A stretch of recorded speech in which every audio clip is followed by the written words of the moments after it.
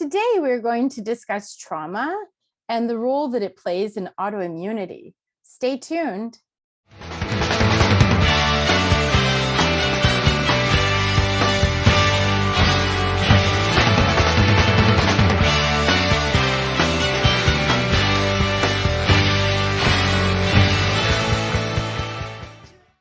Today, we are asking Em to tell us more about trauma and autoimmune disease because they have decades of experience being a trauma-informed massage therapist and also having training as a psychotherapist. So Em, can you tell us a little bit more about trauma, kind of what it is, and then also the role that it's playing in autoimmunity? Yeah, thanks, Christine. Trauma is a huge topic of exploration right now. So I want to talk about it while, giving the caveat that, I'm sure that, today after we make this recording, an important discovery or understanding will be deepened in the field of studying trauma. I also want to, in being trauma informed, let people know that we're not going to talk extremely specifically about traumas, individual types of trauma, but I am going to kind of talk about some global subjects.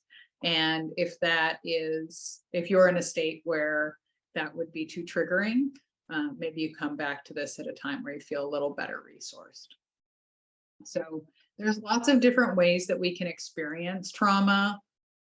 Sometimes people reference big T trauma versus little t trauma.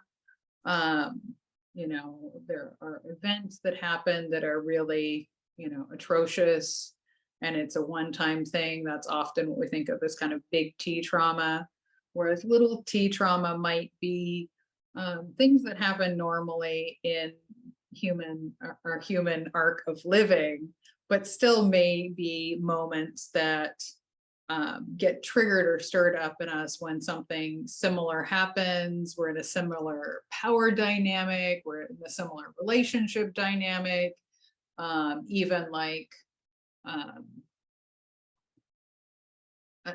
smell, a sound. There are things that can remind us of moments that were upsetting.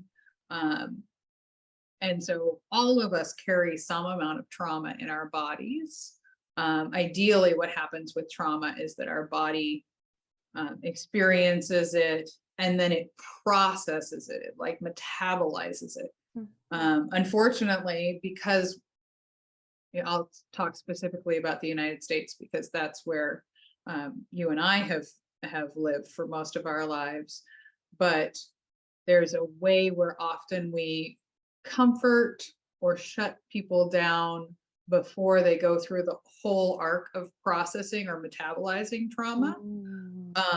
Or there are people who are in chronic trauma. So if folks grew up in a house that wasn't safe, they might experience trauma consistently over time. So that's something that we want to be aware of. There's something called an ACEs score that people have. And so if you have a higher ACEs score, you have a higher risk of developing autoimmunity. And ACEs is for adverse childhood experiences score, I think is the S. So this is a way that we're recognizing that the more traumatic, impactful, upsetting, upending experiences we have early in our life changes our nervous system. It tends to keep the body in a fight or flight mode, which unfortunately is not a rest, digest, and repair mode. So that can tip the body into thinking that there is always danger, and we want to honor that for some people there is a lot of danger in their lives. So this isn't something where it's just kind of like you're looking at it wrong or you misinterpreted what happened. Your body is flooded with these stress hormones, and it weakens your gut, It affects, like I said, your ability to have your immune system really repair things and process well. Um, no one can tell you that you did or didn't experience a trauma. I feel like I kind of alluded to that, but I want to say it again. If it was traumatic for you, it was traumatic for you and your body is holding on to that until it's able to restore itself, until it's able to go through some sort of healing cycle that's usually somatic. Some people experience that in yoga, some people experience that hiking or running, in psychotherapy, receiving massage. There are a lot of places where we can go to process our trauma, but we want to acknowledge that it is a factor in whether or not you're likely to develop autoimmune diseases. And it's a thing that we can address as we're looking at doing our healing. Like an aspect of healing to consider this as something that may need to be addressed in your healing process. And yeah, I feel like, yeah, again, just trauma is not just physical violence. There's so many other ways that we experience trauma. And so words or touching without permission. Can you think of other things that would be maybe even some of the little t traumas, like not to call things out really specifically, but like general, right? Yeah. I mean, I think that I had the experience when I was young. If I like kind of look in my body for some experiences, like I wet my pants when I was in 4th grade and my fellow students saw it. So it's not something that totally defines who I am. I did too in 4th grade, and my fellow students saw it. That's something that I don't know if we even shared that previous to this, but it's like, what a grade to have that happening. And yeah. Right. It's a time where we start to really care about the judgments of our peers, and start feeling shut out if we're seen as an outcast in some way. And so, again, not that that's a fun thing to experience at any time in our lives, but there are times where we might feel that people would be compassionate about that, and times where we feel like, oh, I'm about to be socially exiled. Right.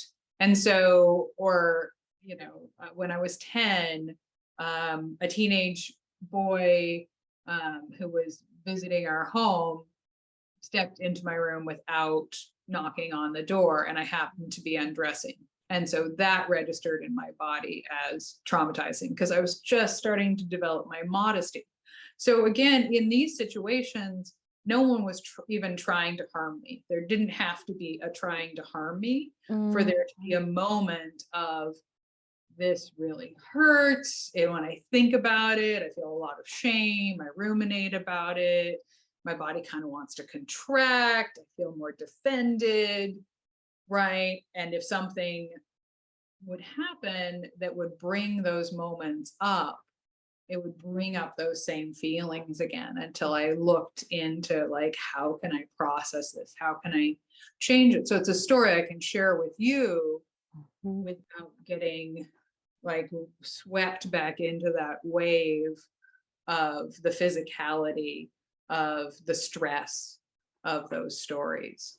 When you were talking about somatic, somatic, I think of like a body process, right? And so are there therapists who are like whether they're like manual therapy? I know you're trauma informed doing massage, but are there a lot of other people in the community that are trauma informed that could be, good resources, or knowing that you're looking for somebody who's trauma informed so that they don't inadvertently do something that is triggering or traumatizing?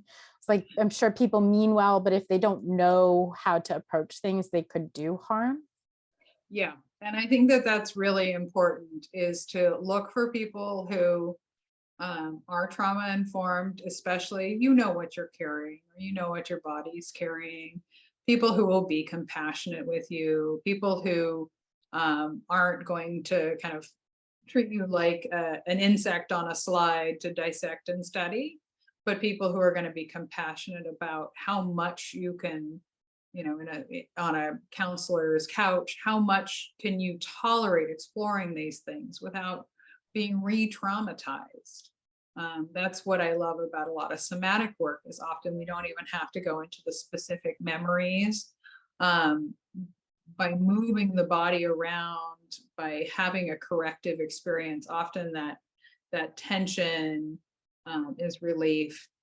There'll be tears, often shaking. The body often shakes. So that's something I'd love to see normalized, is our body shakes when we cry, but there are other times when we're processing trauma where it shakes. So that's totally normal if you experience that. Sometimes even deliberately just shaking can help things come up, or doing really deep breathing, and be somewhere safe and supportive when you're doing that kind of work, when you're looking to do that kind of healing.